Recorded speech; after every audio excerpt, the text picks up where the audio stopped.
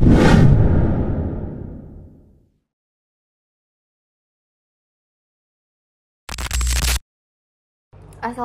warahmatullahi wabarakatuh. Perkenalkan, nama saya Alia Hana Prayogi dengan NIM 240906040.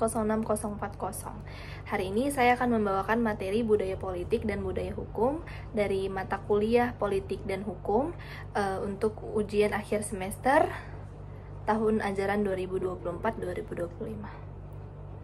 Hari ini saya akan membahas mengenai dua aspek penting yang membentuk masyarakat kita nih, yaitu budaya politik dan budaya hukum di Indonesia. Nah, sebelum itu kita harus mengetahui dulu apa sih budaya hukum itu, terus kemudian apa sih budaya politik itu. Kalian udah pada tahu nggak? Nah, mari kita bahas. Budaya politik itu dapat dipahami sebagai sistem kepercayaan, simbol ekspresif, dan nilai-nilai yang membentuk konteks di mana aksi politik itu dilakukan. Budaya politik itu dapat dibedakan menjadi 3 kategori utama. Yang pertama itu ada budaya politik parokial, budaya politik subjek, dan budaya politik partisipan. Yang pertama itu ada budaya politik parokial. Nah, dalam budaya ini, masyarakat itu menunjukkan tingkat partisipasi politik yang rendah dan kurang memahami sistem politik yang ada. Selanjutnya itu ada sistem politik subjek. Nah, dalam kondisi ini, masyarakatnya itu memiliki tingkat kepedulian terhadap politiknya itu lebih tinggi nih jika dibandingkan dalam budaya politik yang parokial sebelumnya. Tetapi masyarakatnya itu tetap bersikap pasif. Terus yang ketiga itu ada budaya politik partisipan. Nah, budaya politik partisipan ini tuh terdapat dalam kondisi masyarakatnya itu tuh kondisi yang paling ideal, di mana masyarakatnya itu memiliki kesadaran tinggi dan aktif terhadap berpartisipasi dalam kegiatan politiknya. Lantas, bagaimana sih dengan budaya hukum? Nah, budaya hukum di Indonesia itu adalah cerminan norma, nilai, dan perilaku masyarakat terkait dengan sistem hukum yang berlaku. Nah, konsep ini tuh mencakup nih bagaimana masyarakat kemudian menghargai, memahami, dan berinteraksi dengan hukum dalam kehidupan sehari-hari. Nah, menurut Lawrence M. Friedman, budaya hukum itu terdiri dari 3 komponen utama nih. Yang pertama itu ada hukum, terus ada struktur hukum, dan budaya hukum. Lalu, mari kita lanjutkan dengan konteks inti dari pembahasan kita hari ini. Dalam beberapa dekade terakhir, Indonesia itu telah mengalami transformasi yang signifikan nih, bergerak dari budaya politik parokial ke budaya politik subjek, sebuah perjalanan yang juga terkait erat dengan perkembangan budaya hukum di tanah air.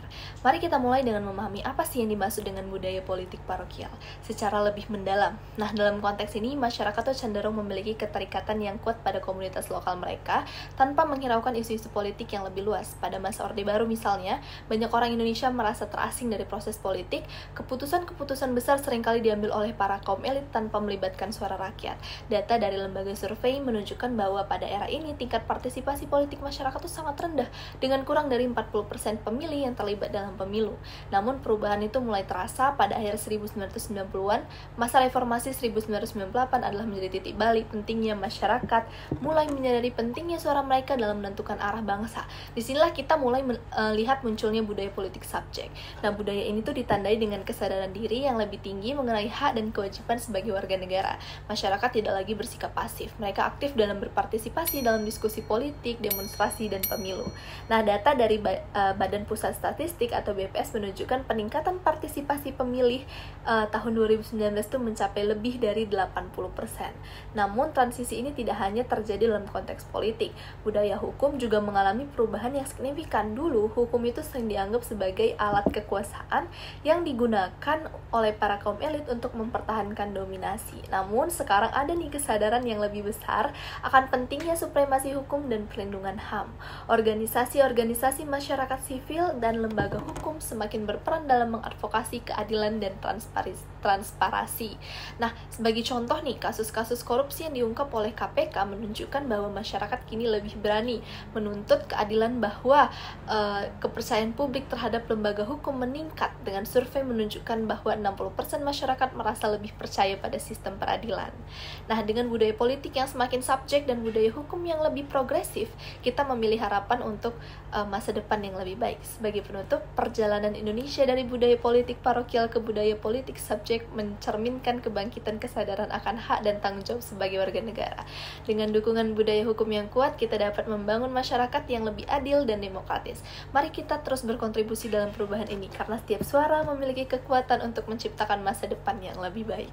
Terima kasih.